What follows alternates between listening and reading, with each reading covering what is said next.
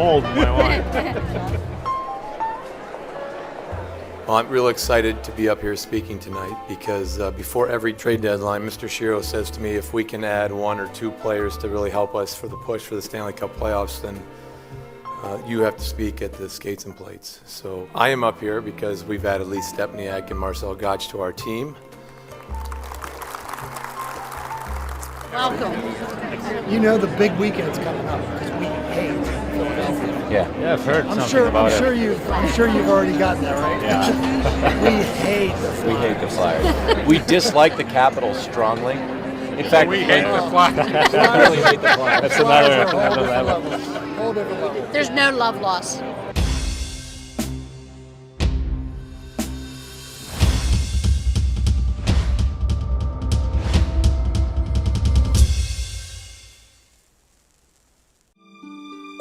One of the coldest winters in Pittsburgh was finally beginning to thaw. Spring brings many things, and as the weather heats up, so do the games between the Penguins and the Flyers.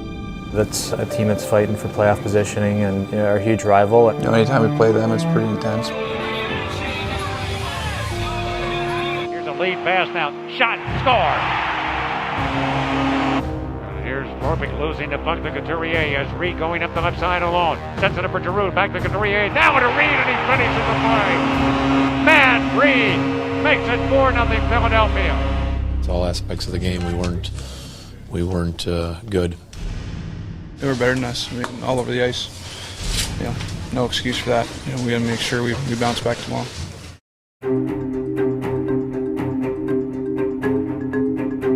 Couple things about the Flyers, what they bring that saw last night right at the hop. We're going to get challenged again tonight. We're going to get challenged against this team and how we're going to play this game. Some of the words that were described our team about last game were very flattered, saying we got out competed, out battle. Bort, you got the read. Let's go for a rip. We got Nesty. We got Brooksy. We got Glasser. We got Steps. We got Sid. In the cage, we got the f***ing dude. Come on, man. Come on here. Hard. Forwards transition. Make sure we're coming back for the D. And here's McCavier with the puck into the Penguin zone. Moving in, put it right in front. A quick shot by Simmons. Stop. Rebound score. Braden Shen got the rebound. And the Flyers take a 1-0 lead. For us to have success, we're going to have to play with a lot more emotion, a lot more engagement in the game. Hey, Joey, attaboy. Attaboy, Joey. Vitalik. The Penguin forward to Bortuzzo. Left side over to Brooks Orpik. Shooting the puck and scoring. And the Penguins get on the board. How about them apples? All right, Gino, Brooksy. All right, Joey B, want to skate? Great way to skate, Joey B. Joey B's buzzing. Came home, did some good things, but still didn't do enough to get a win. Shen up ahead to Matt Reed, shorthanded with Couturier open on the right side. Reed's going to take the shot. He scores. Reed, for the second day in a row, gets a shorthanded goal. Really frustrating, really disappointing. We're capable of playing a lot better than that, and it's hard to win that way. Philadelphia will hold on and win this game against the Penguins. Can't seem to get control. The last 2 seasons, March has been too easy for us. I mean, we go through with just a breeze, and I think we go into the playoffs overconfident. We got a ways to go. We got to get better before mid-April comes. We'll keep working. We'll keep trying to do the right things, focus on details in our work ethic, and keep plugging away here, trying to get better. The Penguins were hoping to plug some holes in their lineup. Pittsburgh lost over 500 man games to injury, by far the most in the NHL. Chris Letang back on the ice as we talked about yesterday with the team for a full practice. And Bo Bennett as well on the ice for full practice. Probably going to need to see a couple more days of full practice for both before he thinks about getting back in the game. There's been a lot of big injuries here and key guys missing chunks of time. It's always great to see a lot of old faces coming back, obviously. Guys really have to get back into shape and get back into the speed of the game. We know it's going to take time. There's no doubt in my mind, like even the day I got the stroke, I asked the doctor when I'm going to be able to play again. So if I'm on the ice today, it's because I want to return. They're happy with the progress I've made over the last couple of weeks, and we're just going to go from here, take it day by day. When you go close to the playoffs, every detail becomes more and more important. challenges for us to get to our game and get to hone our game. Yeah, we found a way to survive and get through it, and hopefully here at the right time we'll get everyone back and get a big push down the stretch. Despite their injury woes, flexibility and depth have harnessed the Penguins atop their division all season. Something new arrivals Marcel Gotch and Lee Stepniak have clearly seen. Both those guys have just come in and haven't really had to change their game a whole lot. They've both done a really good job of adjusting. Lee's added a large amount of depth to our group. As far as stepper goes, he's the same stepper I knew in college. Really good guy, really hard-working guy. Coming to a team that's so high in the standings and try and fit in and walk that fine line between trying to help those guys out and then playing my game at the same time, and I think that adjustment's gotten a lot easier over time.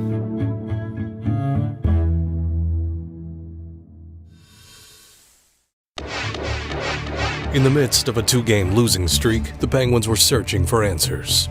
Penguins, new and old, combined to do what they've done all season: find a way to win.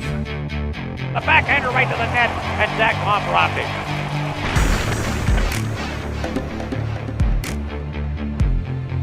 Shot by Niskanen, deflected to Crosby, and he scores! Crosby across now to Kunis to Stepniak. He scores! His first goal as a Penguin! He had a lot of chances up to that point and couldn't pull one in. To see him get that goal against Dallas, to go to the net, get that bouncer, and make a nice play to get that squeak by, I know that was a big relief for him. You want to come in and help out in any way you can, so it's nice to get rewarded. 24 hours later, Stepniak had his second goal, but it was the last second that made the difference. Kunis throws it down low, and it goes in. They score. 3 seconds to go. Down the wing they come. A shot stopped by Fleury, and the rebound goes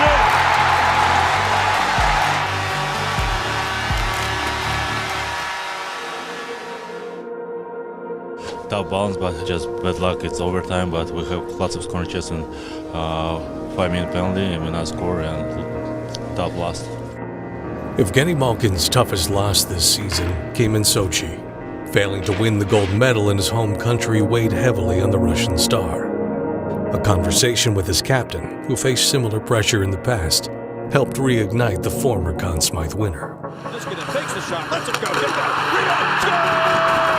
Evgeny Malkin buries it to tie the game at 2. It seems like when he's really on, he's unstoppable. With his skating, he's able to get pucks in the middle of the ice and just hang on to it. People can't take it from him. Galloping into the lightning zone. Malkin down the wing. Malkin sets it up now. Crosby, he scores! As a teammate, it's fun to see someone play like that, especially him. I think it was pretty difficult on him after the Olympics, and I just tried to talk to him and making sure that he got back to enjoying himself and having fun out there. Pick off by Yogi. Malkin, score! Evgeny Malkin makes it 3-2! Gino's return to form was coming at just the right time. The Blues are a playoff-type team. They play a physical brand of hockey, and that's always good matchups when you play those guys. Really make you earn every inch of ice out there, so that's, I think, a really good indicator of playoff hockey. Let's go, man. You got it, buddy. What's the team doing? Yeah. Very good ankle. Robert's had that edge to his game. We've seen it numerous times this year. He's been abrasive against other teams' top players. Hey, what's with the chippy You guys play the same way, bro. Oh, you're whacking ankles and You knock your teeth out. Hey, Mo. That's how you hunt it, boys. Boy, Gibby, Sutsy, keep hunting it, boys. Nice got your attaboy. What a save, dude. There's also a verbal element to Robert's game. Hey. Sport's that kind of player. He's a physical player. I think he's definitely a guy we can trust against other teams' top lines because he's going to play physical every night and he's going to be tough to play against. Gino, middle, GG. Being in their face a lot. He's a big guy, he's physical, and he was tough to play against all night. He's got that mean streak and plays on the edge, and he's physical, and he's no fun to play against at all. You need a lid. He's a guy that's going to be great for the playoffs. These are playoff games, playoff type of games. You're looking for one opportunity, one goal. St. Louis was every bit of that. The Penguins fell 1 goal short, and one more player fell to an injury. Kenny Malkin will be out 2 to 3 weeks with a foot injury. So that is the update we have. He's kind of one of those guys you want to jump on his back and feed off him when he's going, and it'd be nice to get him back here. It's a tough loss for us, and hopefully we'll be back soon and getting better, and it could have been worse, but it's definitely a huge loss.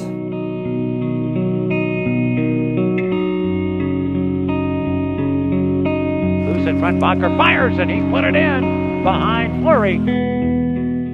Another loss, their 5th in 7 games, led to a players-only meeting in the Penguins locker room.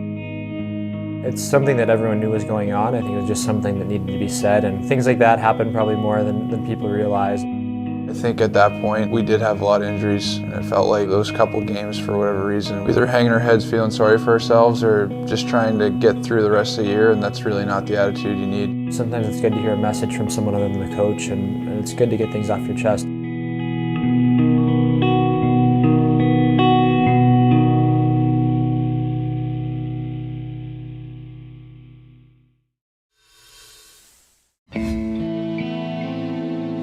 With the postseason 3 weeks away, the Penguins and Kings played a playoff-type game. The tune-up, however, resulted in Pittsburgh needing more repairs. Less than a minute to go in the period. The Kings ramble right back. Trying to come to center. Gosh is down to behind the Kings net. No weight at all on the left side of the...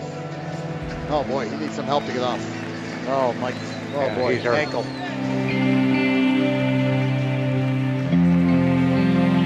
Here's Crosby centering. Oh, Niskanen shot it over the goal.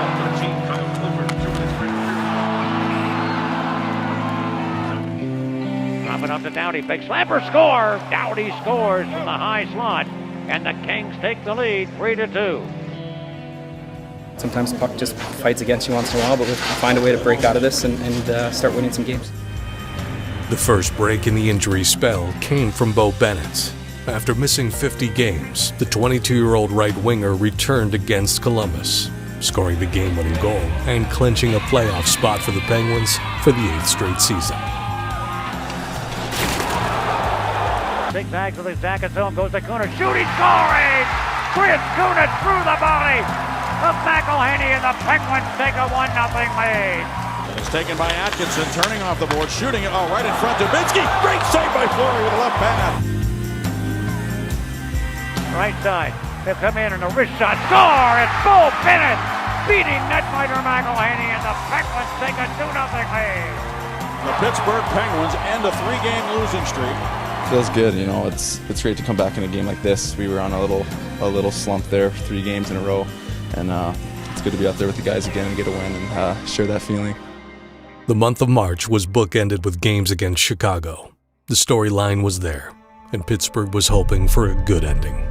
Us going into this game and really focusing on getting back some of what we lost in that game against Chicago in Chicago. Revenge was definitely on our mind, to come out here and show our fans that we're as good as these top teams in the West, and especially that team. Now when I come out with Crosby, we're going to play Keith and Seabrook against him. Come on, man, here we go. Come on, man. Oh, come on. Put it there, kid. Put it there. Hard. The near side. Oh, what a hit by Orpik on Kane. Oh, boy. And holding his left arm, just hanging by his side. I think we all want to make sure that we responded the right way. We knew we had a lot better. Our players were focused on that in this game. We hung in there and we were able to capitalize when we got our chances and put the game away. Put it there, kid. Put it there. The fans with the advantage. Here's Stepniak with the Hawks in. Shoots and scores from the right wing circle. Lee Stepniak put it between the legs of the netminder Crawford. 87, go.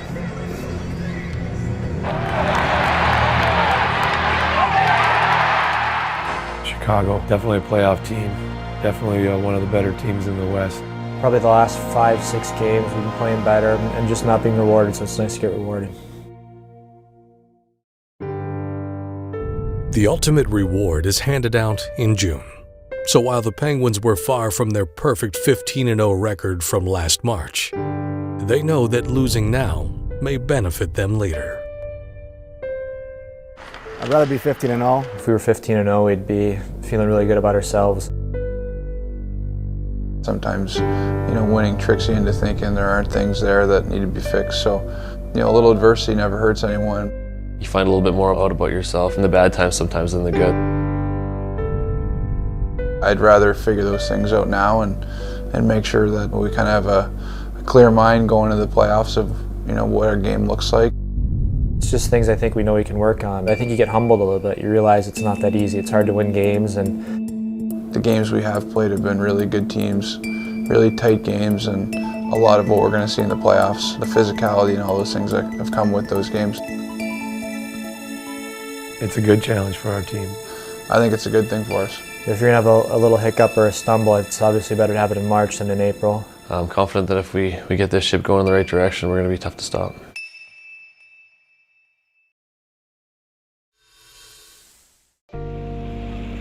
As the Penguins embarked on their last road trip of the regular season, a regular they'd been missing was ready to return to the lineup. I want to make sure that I'm getting back into the shape I was. It'll take a couple games to get back into the flow of everything, where just your instincts take over naturally. So it's good that we still have 6 games before the playoffs.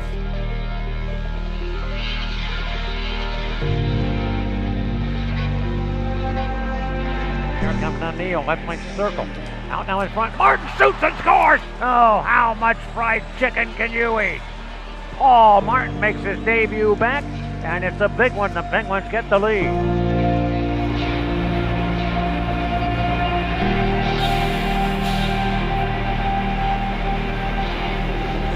To McKinnon, who has it, centers. Landeskog shot back. Oh, Fleury or somebody got in front of that next opportunity by Tyson Barron. 2-6 saves by Marc-Andre Fleury, I believe. Sutter down the wing, fires and he scores! Brandon Sutter gets the first goal for the Penguins. He's asking to begin a drive. Glove save made by Fleury. Jokinen scores! Landeskog against Fleury. He stops it! And the Penguins defeat the Colorado Avalanche here tonight without Crosby, without Kunitz, without Malkin, without Letang, without Brooks Orpik, but not without heart, will, and desire, and Marc-Andre Fleury.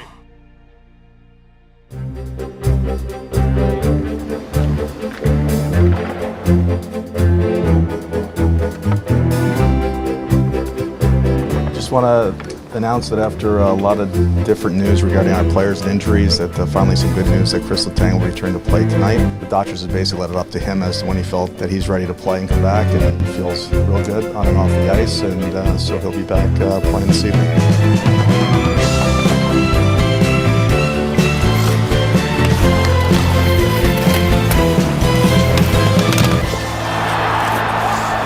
Bouncing through his legs, right this tape. Whoa, over! Crosby gains the zone, flipped it on to Neal. Oh baby! Nice! That was sweet. Neal and drive. Yeah. I see you opened up there. I think I got to give it to you every time. Take that all day. Somehow or other, it was stopped at the post by Fleury. The Penguins have won it. Fleury with a couple of unbelievable stops. The Penguins ended the regular season with the second most points in franchise history. The front runner for the league's MVP and the only player with over 100 points in Sidney Crosby. 87! And perhaps most importantly, a roster that was finally getting healthy. A first-round matchup with the Columbus Blue Jackets loomed. The Penguins were ready. Ricochet behind. They try to put it. They score! And it's Letang, and it's tied.